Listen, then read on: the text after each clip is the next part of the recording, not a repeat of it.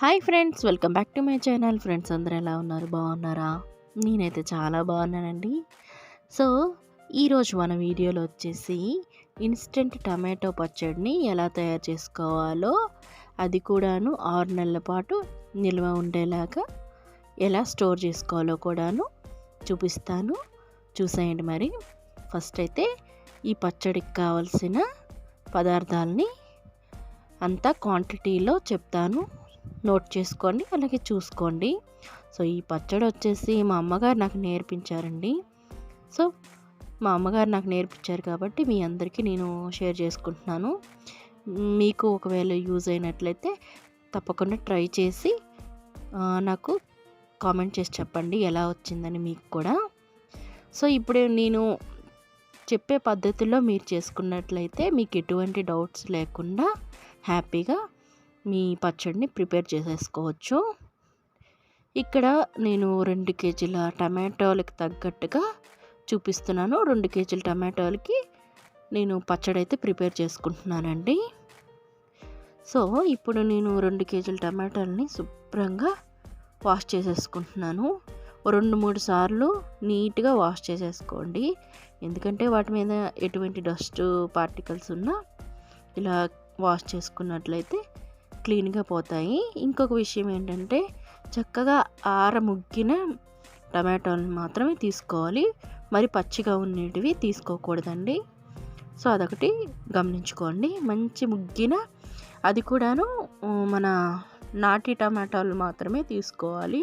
అవైతే ఈ పచ్చడికి రుచి అనేది బాగుంటుందన్నమాట. ఇలా వాష్ చేసుకున్న టమాటోలని వాటర్ లేకుండా నీట్గా పొడి క్లాత్తో తుడిచేసుకోవాలండి.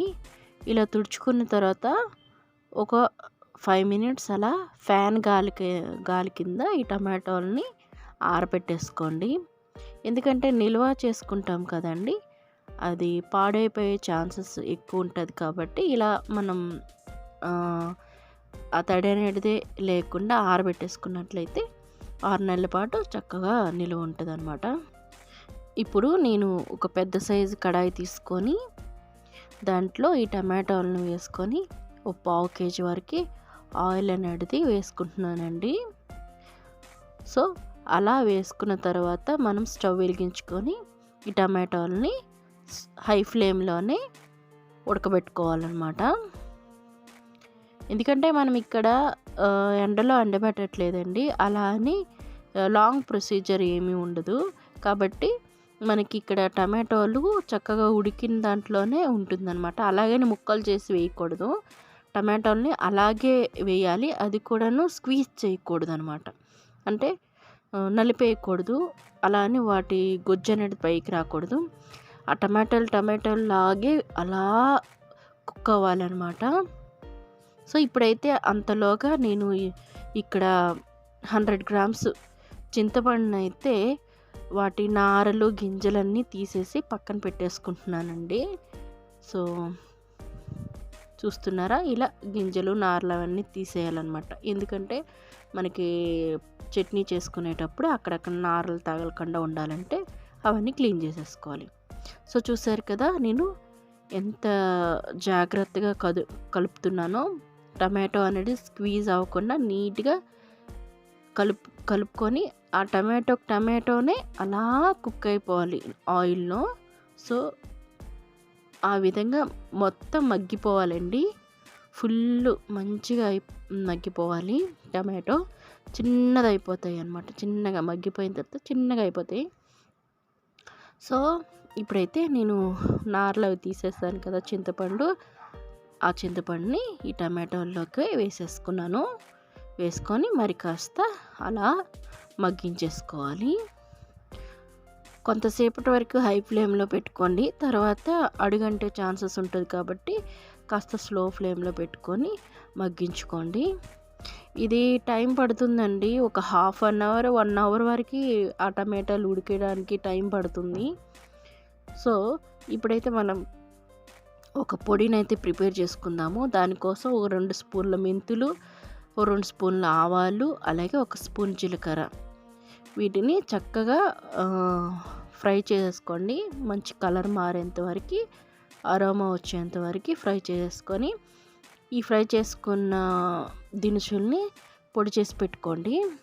చూసారా, ఈ విధంగా మనకి టమాటోలు అనేటివి ఉడికిపోతాయండి చక్కగా.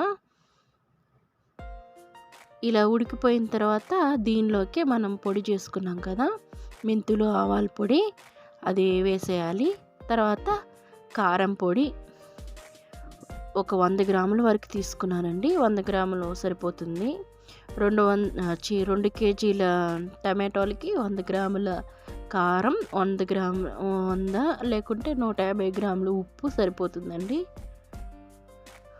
చూసుకొని ఉప్పు అనేది వేసుకోండి. ఒకవేళ ఎక్కువైనా మళ్ళీ కష్టం కాబట్టి మీ టమాటోలకి క్వాంటిటీ బట్టి ఉంటుంది కాబట్టి చూసుకోండి.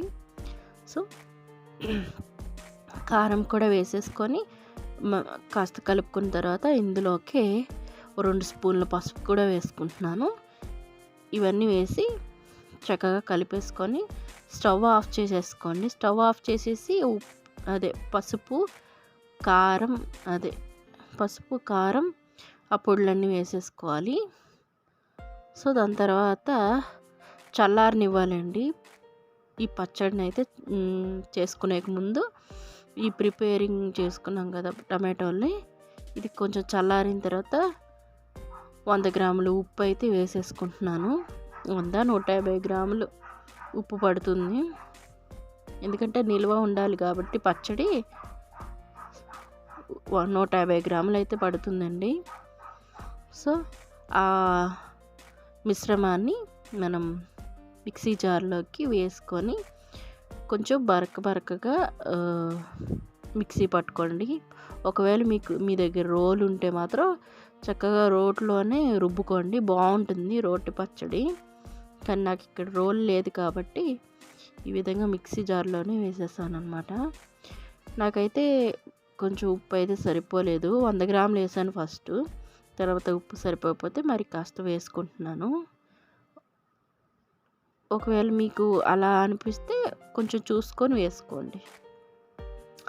ఇప్పుడైతే నేను తాలింపుకి అయితే ఆయిల్ అయితే వేసుకున్నానండి. ఒక 100 గ్రాములు 50 గ్రాములు ఆయిల్ వరకు వేసుకొని, లేదా టేబుల్ స్పూన్లో చెప్తాను, ఒక 3 టేబుల్ స్పూన్లు అలాగా ఆయిల్ వేసుకొని అందులోకి 1 టేబుల్ స్పూను మినపప్పు, 1 టేబుల్ స్పూను శనగపప్పు, ఇంకా 2 స్పూన్ల ఆవాలు, తర్వాత 2 స్పూన్ల ఇంగువ, ఇవన్నీ వేసి మంచి కలర్ వచ్చేంత వరకు ఫ్రై చేసుకోండి. అలాగని మాడి చేయొద్దు, మాడి చేసినట్లయితే టేస్ట్ పోతుందన్నమాట.